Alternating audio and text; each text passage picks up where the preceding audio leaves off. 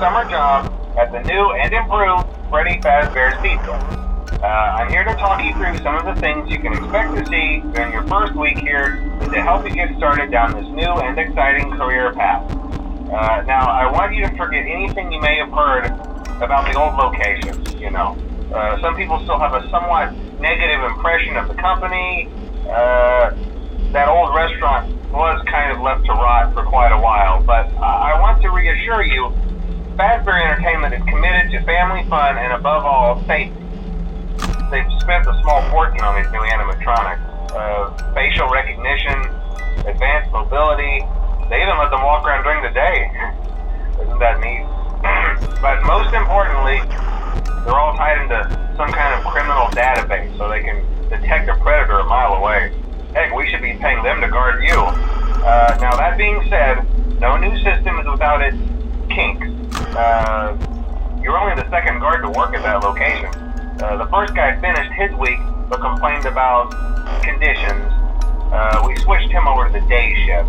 So, hey, lucky you, right? Mainly he expressed concern that certain characters seemed to move around at night and even attempted to get into his office. Now, from what we know, that should be impossible. That restaurant should be the safest place on Earth. So while our engineers don't really have an explanation for this, the working theory is that the robots were never given a proper night mode. So when it gets quiet, they think they're in the wrong room.